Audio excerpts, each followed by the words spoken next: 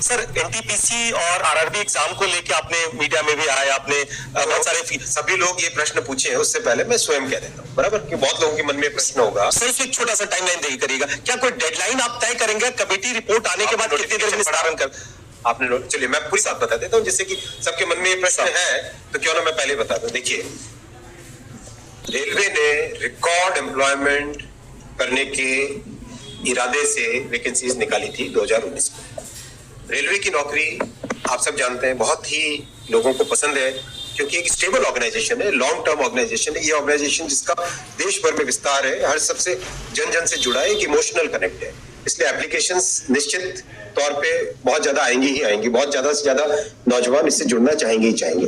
Applications खूब संख्या में आई, 1 करोड़ से ज्यादा आई एनटीपीसी कैटेगरी में भी और लेवल 1 कैटेगरी में भी 1 करोड़ से ज्यादा दोनों जगह आई एप्लीकेशंस। परीक्षा की तैयारी चालू हुई।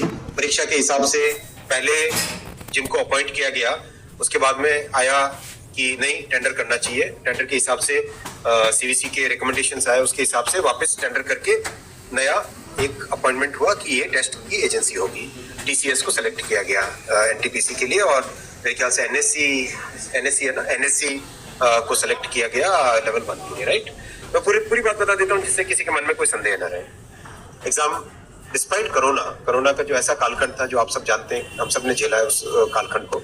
उस कालखंड के दौरान भी एकदम ट्रांसपेरेंट वे से टेस्ट किया गया। उस टेस्ट में आप सब जानते हैं कि कहीं से कोई किसी तरह की पेपर लीक की बात नहीं है, कहीं पे कोई मैनिपुलेशन की बात नहीं है, बहुत अच्छे तरीके से टेस्ट हुआ। रही बात शॉर्ट लिस्टिंग की, जहां पे छात्रों के मन में एक उद्वेग आया, और एक मैं कहता हूं हम लोग संवेदनशील सरकार है। हमारे मन में ये भावना है कि हम सेवा करें, हमारे मन में ये भावना नहीं कि हम राज करें। ये भावना के साथ जब काम करते हैं, अंत्योदय की भावना से गरीब की सोच की भावना से, तो उस भावना से जब काम करते हैं, तो अगर छात्रों को परेशानी हुई तो उसको सॉल्व करना हमारी ड्यूटी है, हमारा कर्तव्य है, उसके लिए हम तैयार हैं, उसमें हमारा कोई ईगो नहीं है। हमारी जिम्मेदारी है कि जो रेलवे से जुड़ रहे हैं उनके मन में अगर कोई प्रॉब्लम है, कोई संशय है, कोई पॉइंट पे डाउट है, किसी कारण से उद्वेग है, तो हम उसको समाधान करना हमारा ड्यूटी है। तो इसीलिए जैसे ये पॉइंट आया, तुरंत एक कमेटी बनाई जो कि सीनियर ऑफिसर्स हैं, जिनको एक्सपीरियंस है कई वर्षों का रिक्रूटमेंट का। Already more than 1 lakh representations आ चुके हैं कमेटी के पास में, और कमेटी, आपने नोटिफिकेशन देखा होगा, उसमें टारगेट दिया हुआ है विद इन 3 वीक्स आपको ये प्रोसेस कंप्लीट करना है।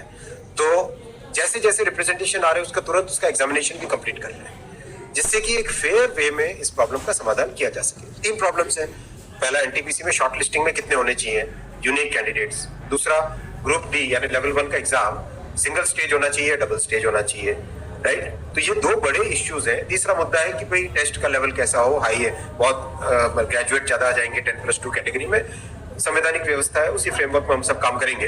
तो इन तीनों का समाधान करने के लिए हम लोग तत्परता से काम कर रहे हैं, टाइमलाइन लेके काम कर रहे हैं, संवेदनशीलता के साथ काम कर रहे हैं, सेवा की भावना के साथ काम कर रहे हैं। इसमें हमारे मन में, हमारी नियत में, हमारे तरीके में, हमारे प्रोसेस में कहीं पे संदेह की बात ही नहीं है। एकदम क्लियर स्पष्ट वे में मैं सभी छात्रों से निवेदन करता हूँ, हम उस प्रोसेस से गुजरे हुए हैं। जो अनिश्चितता होती है, जो माइंड में एंग्जाइटी होती है, वो मैं समझ सकता हूँ।